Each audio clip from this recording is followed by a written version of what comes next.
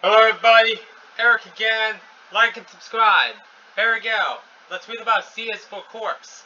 C is for Corpse is the third novel in Sue Grafton's alphabet series of mystery novels and features Kinsey Mahone, a private eye based in Santa Teresa, California.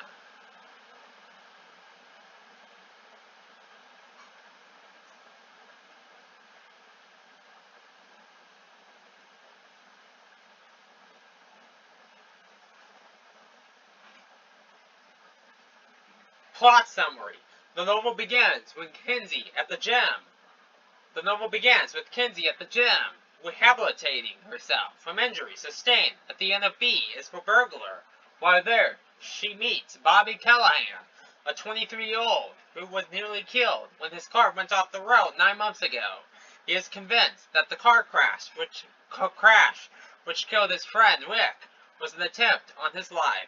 He suspects that he may still be in danger, so he hires Kinsey to investigate. Having lost some of his memories and cognitive faculties as a result of the crash, Bobby can only vaguely articulate why he thinks someone wants to kill him, referring to some information in a well-addressed book that he can no longer locate. Kinsey takes the case despite little information, having taken a liking to Bobby.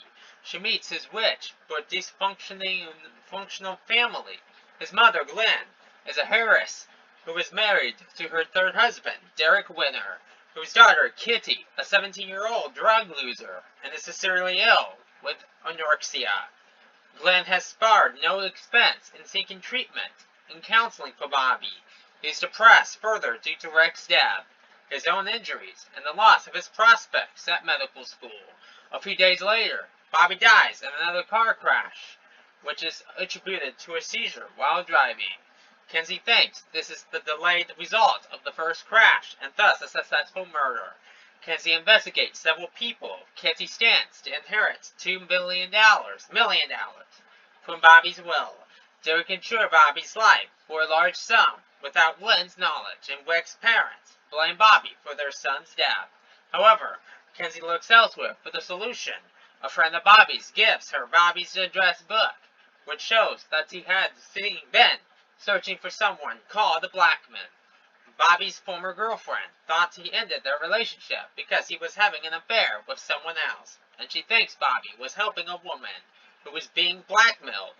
Kinsey eventually finds out that the woman with whom Bobby was involved with was his mother's friend, Nola Franker.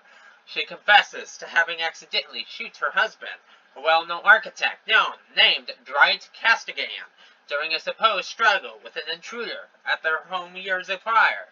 She has a blackmailer who is in possession of the gun, with Nola's fingerprints on it. Trying to investigate further, Kinsey realizes that Blackman is code for an identified corpse in the morgue.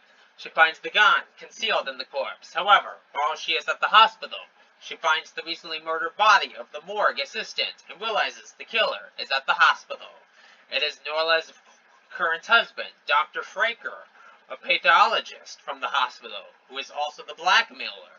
Bobby finds out what Fraker was up to, but Fraker rigged the first car accident before he could do anything about it, leading Bobby to eventually put Kinsey on the trail. Soon after, Fraker cut Bobby's brake lines, leading to his fatal crash, and falsified the autopsy results to point to a seizure. Fraker traps Kinsey and gives her a disabling injection, but she manages to cosh him, and escapes to a phone to call the police. In the epilogue, she describes finally discharging the debt she feels she owes to Bobby, and concludes with a wish that he is at peace. In a side plot, Kinsey's landlord and friend Henry begins a personal and business relationship with Lila Sams, newly arrived in Santa Teresa. Kinsey, rubbed the wrong way by Lila, discovers her to be a fraudster with multiple identities and turns her over to the police just as Lila is preparing to decamp with Henry's money. Characters: Kinsey Mahone, private detective hired by a man she meets in the gym. Reviews: Publishers Weekly revealed the novel possibility. What the frick?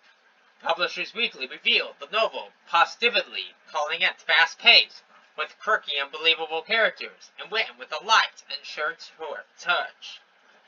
Kirkus Reviews also praised the book, saying it was the best of the series so far, and that its strongest element was Kinsey Mahone. The review took note of Grafton's warm and swift writing style, and said that the plot was intriguing through far-fetched. Awards. CS4 Corpse was awarded the 1997 Anthony Award for Best Novel at BulgerCon, the World Mystery Convention in Minneapolis, Minnesota. Bye for now.